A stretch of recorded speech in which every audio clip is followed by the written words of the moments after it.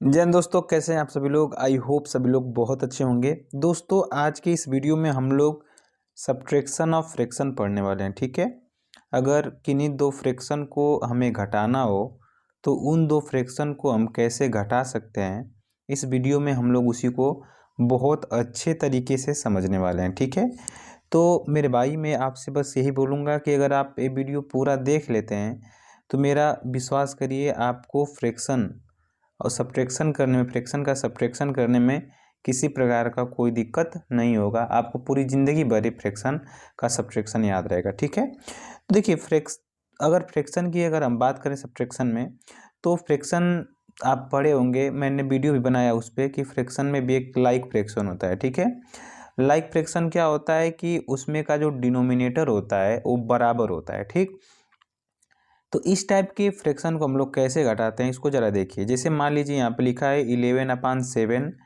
Minus 8/7। ठीक है, तो इसको कैसे हम लोग सब्ट्रैक्ट करेंगे, इसको क्या करिए, अगर ऐसा जब भी फ्रैक्शन आए तो यहाँ पे हम लिख देंगे 7 और ऊपर वाले नंबरों को माइनस कर देंगे 11 माइनस 8। ठीक है, अगर 11 में से 8 जब घटाएंगे कितना आएगा, 3 अपान में हो जाएगा 7। ठीक, 3/7 हमारा आंसर हो जाएगा। इस तरीके से हम लोग उसको घटाएंगे। जब कभी भी अगर लाइक फ्रैक्शन को हमें घटाना रहेगा तो इस तरीके से हम लोग घटाएंगे। ठीक है, चलिए एक और एग्जांपल से मैं आपको समझा दूं। इसको पहले मिटा देता हूं।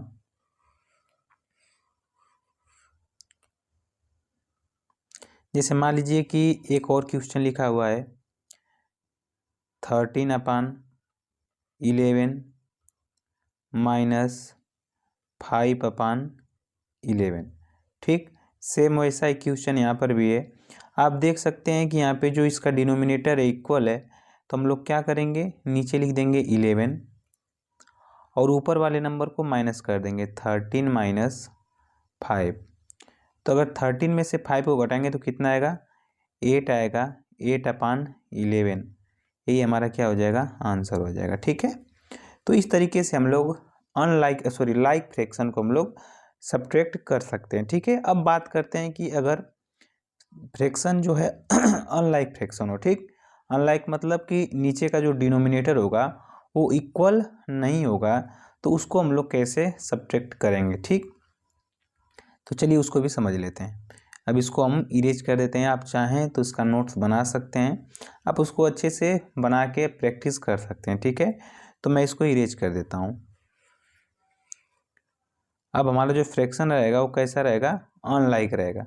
कैसा रहेगा मेरे भाई, वो रहेगा हमारा अनलाइक।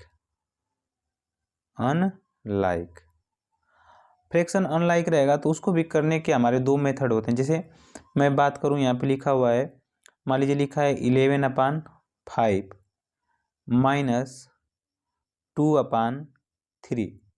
अगर इसको हमको सब्ट्रैक्ट करना है तो इसको सब्ट्रैक्ट करने के लिए दो मेथड है। पहला तो हमारा क्रॉस मल्टीप्लाई से हो जाएगा। किससे हो जाएगा, क्रॉस मल्टीप्लाई से। ठीक है, क्रॉस मल्टीप्लाई से हम लोग इसको कर सकते हैं।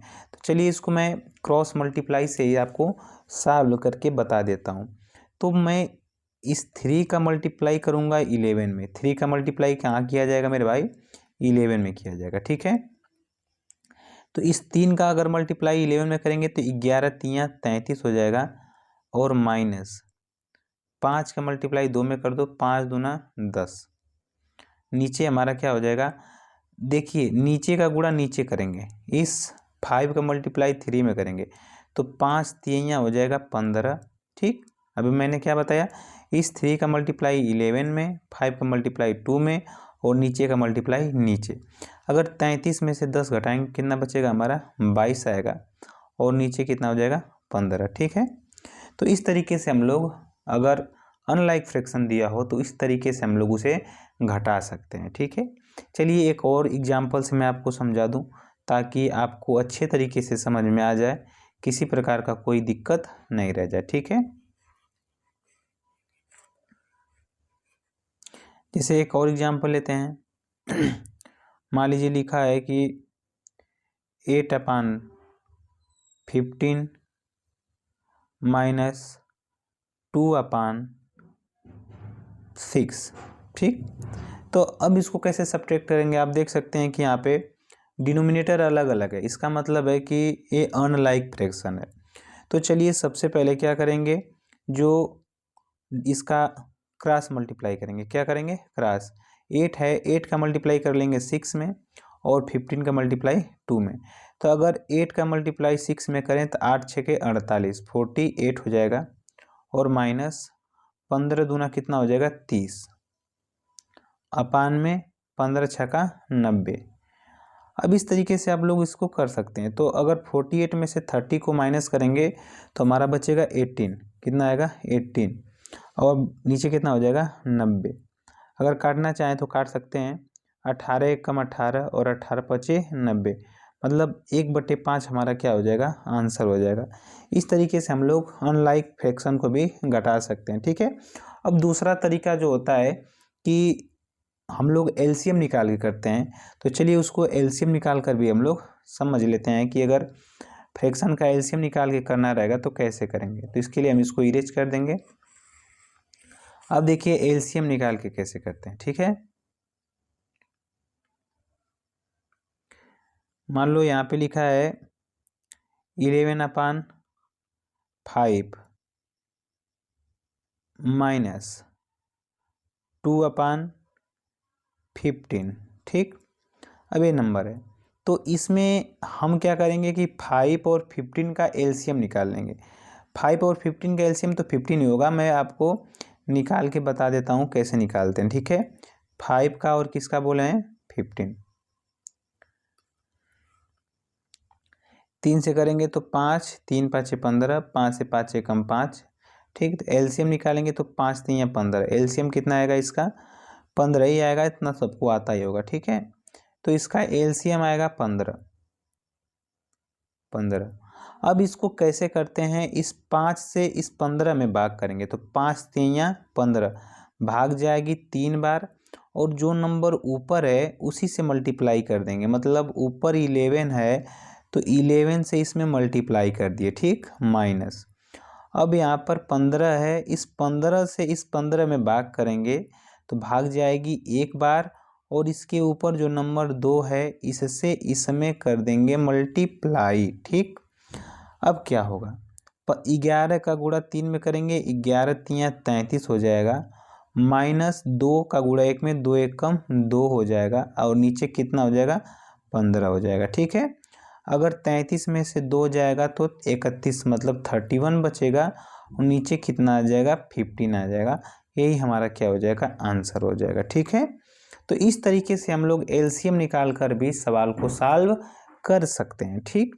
अब देखिए मेरे प्यारे भाई, फ्रैक्शन में भी या तो फ्रैक्शन प्रॉपर इम्प्रॉपर में से घटाने को तो हो सकता है, लेकिन कभी कभी फ्रैक्शन जो आपका आता है वो आता है मिक्स्ड फ्रैक्शन। कैसा फ्रैक्शन आता है, मिक्स्ड फ्रैक्शन भी आता है।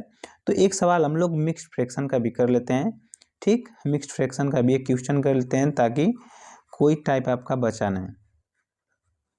तो चलिए एक सवाल करते हैं मिक्स्ड फ्रैक्शन का।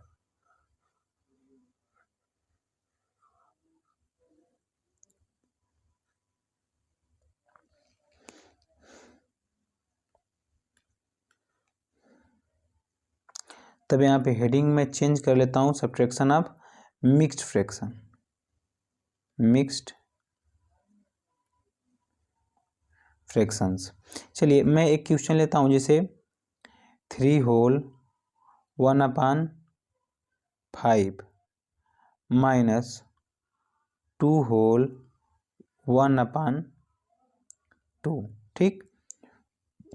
अब इसको सब्ट्रैक्ट करना है। चलिए अब इसको सब्ट्रैक्ट करके देखते हैं कि इसको कैसे करेंगे। सबसे पहले मेरे भाई ये जो फ्रैक्शन है इसको हम कन्वर्ट करेंगे इम्प्रॉपर फ्रैक्शन में।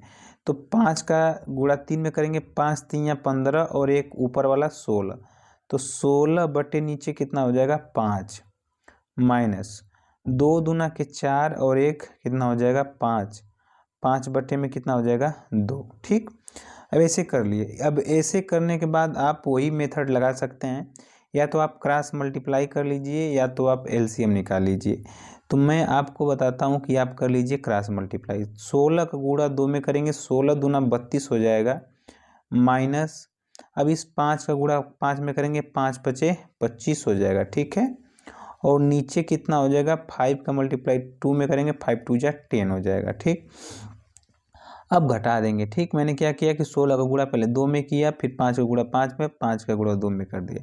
32 में से 25 जाएगा, कितना बचेगा हमारा, 7 बचेगा। 7/10 जो हो जाएगा हमारा क्या हो जाएगा, आंसर हो जाएगा। कितना आसानी से हमने मिक्स्ड फ्रैक्शन को भी कर लिया, ठीक है। तो इस तरीके से हम लोग क्वेश्चन को करते हैं मेरे भाई। एक और टाइप इसमें आता है, टाइप क्या आता है मैं आपको बता देना चाहता हूँ, ताकि आपको कभी दिक्कत ना हो, ऐसा सवाल आए तो आप फंसे ना, ठीक है।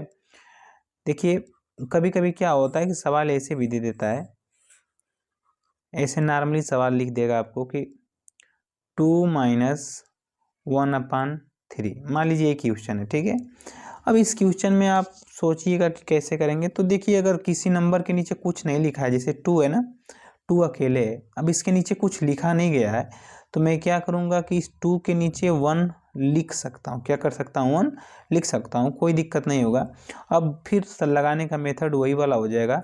3 2 जा कितना हो जाएगा, 6 माइनस 1 का गुणा 1 में करेंगे तो 1 1 जा 1, और नीचे 3 का मल्टीप्लाई 1 में, 3 1 जा 3, तो 6 में से 1 जाएगा तो 5 बचेगा, नीचे आ जाएगा 3, और यही हमारा हो जाएगा आंसर। इस तरीके से हम लोग ऐसे भी क्वेश्चन को हम लोग सॉल्व कर सकते हैं, ठीक है। तो मेरे भाई मुझे पूरी उम्मीद है कि वीडियो आपको अच्छी लगी होगी।